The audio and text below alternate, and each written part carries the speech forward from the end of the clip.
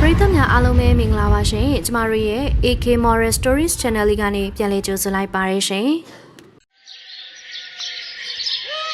မနက်မိုးလင်းကလေးကစံကျူးကသူ့ရဲ့အမေဖြစ်သူရှာတာကိုကူညီပေးနေခဲ့ပါတယ်သူကတော့ကြေးရွာပွဲကိုသွားချင်တဲ့အတွက်ကြောင့်အခုလိုကူညီပေးနေခဲ့တာပါရှာတာရဲ့ယောက်ျားကတော့အရက်တောက်တဲ့လူတစ်ယောက်ဖြစ်ပြီးအိမ်ထွက်ဝင်ငွေကိုလည်းပါတခုမှမရှာပေးနိုင်ခဲ့ပါဘူးဒါကြောင့်မို့လို့ပဲရှာတာကလေပိုင်ရှင်တွေစီမှာတည်ငါအလုပ်ကိုလုပ်ခဲ့ရပြီးတဲ့နောက်စားဝတ်နေထိုင်မှုအတွက်ငွေကြေးကိုရှာဖွေနေခဲ့ရတာဖြစ်ပါတယ်အမေကျေးဇူးပြုပြီးတော့ပွဲကိုသွားရအောင်ပါကျွန်တော်တငယ်ချင်းတွေအကုန်လုံးပွဲကိုရောက်နေကြပြီကျွန်တော်လည်းသွားချင်တယ်လို့စံကျူးကခွင့်တောင်းလိုက်တယ်အေးပါညနေကျရင်ခေါ်သွားပေးမယ်လို့ကတိပေးတယ်အခုဒီမှာလှုပ်ရှားအလုပ်နည်းနည်းကြံသေးတယ်လက်စားတက်လိုက်မယ်ပြီးလို့ရှိရင်ဒီကနေလည်းပတ်စံနည်းနည်းရမှာပဲလေโอเคလားလို့ရှာတာကညင်သာစွာပြောလိုက်တယ်ရပါတယ်အမေရဲ့ကျွန်တော်စောင့်ပါမယ်မမြင်လာခဲ့နော်လို့စံကျူးကပျော်ရွှင်စွာနဲ့ပြောလိုက်ပါတယ်စံကျူးကသူ့အမေပြန်လာကိုစိတ်အားထက်သန်စွာနဲ့ဆောင်ဆိုင်နေခဲ့ပါတယ်အလုပ်တွေပြီးတဲ့အချိန်မှဆိုရင်တော့ရှာတာကသူမလက်ထဲမှာရူပီနှဲငယ်ကင်ပြီးပြန်လာခဲ့ပါတယ်သူမကစံကျူးကိုပွဲကိုခေါ်သွားနိုင်မှမူအရန်ကိုပျော်ရွှင်နေခဲ့တာပါအဲ့ဒီအချိန်မှာပဲသူမယောက်ျားဖြစ်သူစုနေဦးကအိမ်ကိုရှောင်းလာတယ်စုနေဦးက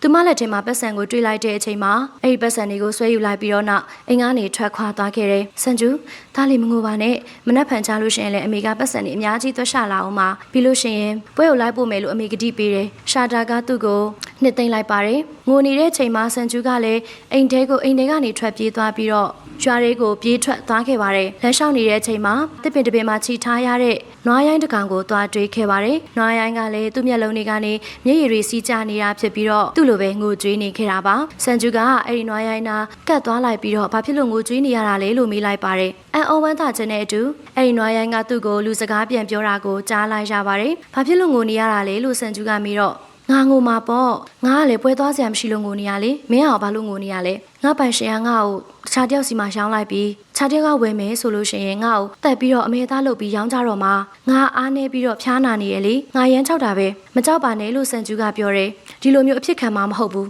ငါမင်းရဲ့တခင်စီကနေမင်းကိုကယ်တင်ပေးမယ်ဂီယူဆိုင်ပါလို့နွားရိုင်းကပြန်ပြောတယ်သူကလာတော့မယ်ခဏကြာမှပဲနွားရိုင်းရဲ့အုံနာကရှောက်လာခဲ့ပါတယ်သူကနွားရိုင်းရဲ့လေပင်မှာကျိုးတွေကိုခိုင်ခန့်အောင်ချီလိုက်တယ်စံကျူးကလည်းမေးတယ်ဆရာဒီနွားကလေအရန်နဲ့အားနေပြီးတော့ဖျားနာနေတာအခြားတစ်ယောက်ကိုရောင်းမယ်ဆိုလို့ရှိရင်ကောင်းကောင်းကုသပေးရမယ့်အစားပေါ်လိုက်မှာပေါ့ဒါပေမဲ့ကျွန်တော်ပေးပါလားအဲ့ဒီလူကရှိပြီးတော့ပြောလိုက်တယ်မင်းယူနေလားနွားတစ်ကောင်ကိုမင်းကိုဘာဖြစ်လို့အလကားပေးရမှာလဲငါသူ့ကိုငွေလိုလို့ရောင်းတာကွာဒါဆိုလို့ရှိရင်ခဏဆောင်မအောင်ကျွန်တော်ပတ်စံနဲ့သွားစုလိုက်ပါမယ်ကျွန်တော်ဒီနွားရိုင်းကိုဝယ်ပါမယ်ဟမ်မင်းယူနေလားကလေးတေးလေးကဘလို့လို့ပတ်စံနေအများကြီးကိုဒီလောက်ရှာနိုင်ပါလေ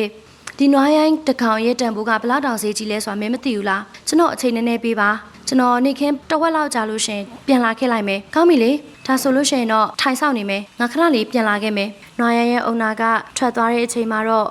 စံကျူးကစိတ်လှရှားစွာရင်ခုန်စွာနဲ့ပဲဘယ်နေရာမှာသူပတ်စံတလောက်အများကြီးကိုရနိုင်မလဲလို့စဉ်းစားလိုက်ပါတယ်အဲ့ဒီအချိန်မှာပဲနွားရိုင်းကသူ့ကိုစကားပြောတယ်မင်းဒီလောက်ငငယ်လေးနဲ့ပတ်စံတလောက်အများကြီးကိုဘယ်လိုလုပ်သွားရှာမှာလဲစံကျူမင်းကအရန်တော်ပါတယ်အရန်ကျင်နာတတ်တယ်ငါမင်းနဲ့ပဲတစ်သက်လုံးနေခြင်းနဲ့ငါပတ်စံနေဘယ်မှာထားလဲဆိုတာကိုပြောပြမယ်ဘယ်မှာထားလဲသိလားမြေဦးတစ်လုံးထဲမှာထည့်ပြီးတော့လှိုင်ကောင်းတစ်ခုထဲမှာမြုပ်ထားတာအဲ့ဒါကိုယူလာပေးမယ်ဆိုလို့ရှိရင်တော့ငါအုံနာငါ့ကိုရောင်းမှာပဲပြီးလို့ရှိရင်အဲ့ဒီပတ်စံအနေငယ်ကကျန်တဲ့ဟာတွေကမင်းအတွက်ဖြစ်သွားပြီမမြင်လို့ပါကွာငါအရန်လဲဘိုက်စာနေပြီငါနင့်ကိုကူညီချင်ပါတယ်အဲ့ဒါကြောင့်မို့လို့မင်းမြန်ပတ်စံသွားရှာလိုက်မယ်ပတ်စံအိုးကဒီရွာထိတ်ညောင်မင်းကြီးရဲ့အောက်ကလိုင်ကောင်းထဲမှာမြုပ်ထားတာမင်းတေချာသွားရှာလာခဲ့နော်ဒီလိုနဲ့သူဟာနွားရိုင်းကြီးရဲ့စကားတိုင်းပတ်စံထည့်ထားတဲ့အိုးကိုရှာဖို့ထွက်သွားခဲ့ပါတယ်နောက်ဆုံးမှဆိုရင်တော့သူကပတ်စံအိုးကိုတွေ့သွားပြီးတဲ့အချိန်မှာနွားရိုင်းကြီးစီပြန်လာခဲ့ပါတယ်နွားရိုင်းကြီးပြောပြတဲ့ပုံမြင်တိုင်းဆိုရင်တော့သူ့ရဲ့ဘိုင်ရှင်ကအရန်ကိုလောပါကြည့်ပြီးဘယ်နေရာကပဲပတ်စံရရအကျူးမဆိုင်ဘူးလို့ဆိုပါတယ်သူက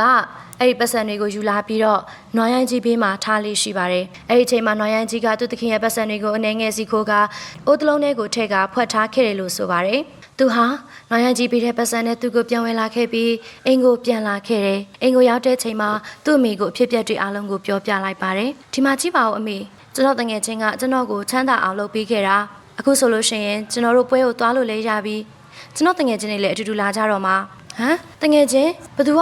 ငါတို့နဲ့အတူတူလာမှာလဲနွားရန်ကြီးကဒီမှာဝင်ပြောလိုက်တဲ့အချိန်မှာကျွန်တော်အတူတူလိုက်ခဲ့မှာပါကျွန်တော်ကလူစကားလေးပြောတတ်ပါတယ်ကျွန်တော်ချစ်တဲ့သူတွေအားလုံးကိုကျွန်တော်ကလူစကားနားလည်အောင်ပြောပေးတတ်တယ်ဒါပေမဲ့ကျွန်တော်ကိုမချစ်တဲ့လူတွေအတွက်ကတော့ကျွန်တော်ကတာမန်တရိတ်ဆန်တကောင်ပါအ အရာအားလုံးကငြိမ်သက်နေတဲ့အချိန်မှာပဲစန်ဂျူရဲ့အဖေကရောက်ရှိလာခဲ့တယ်။နားထောင်စမ်းလို့သူကပြောတယ်။ဒီတငယ်ချင်းကြောင့်ပဲငါတို့အကုန်လုံးကအခုဆိုရင်ချမ်းချမ်းသာသာနေထိုင်နိုင်ပြီ။ငါကိုယ်ပိုင်အလုပ်စလုပ်တော့မယ်။ပြီးလို့ရှိရင်အရက်ဆိုတဲ့အစိတ်ကိုလည်းငါဆွတ်လွတ်လိုက်တော့မယ်။အိမ်မှာအကုန်လုံးပြောင်းလဲသွားတဲ့အတွက်စန်ဂျူကအရန်ကိုဝမ်းသာပျော်ရွှင်နေခဲ့ပါတယ်။ဒါရီအားလုံးကသူကတင်ခဲ့တဲ့နွားရိုင်းကြီးရဲ့ကျေးဇူးကြောင့်ဆိုရင်မှားမယ်မထင်ပါဘူးရှင်။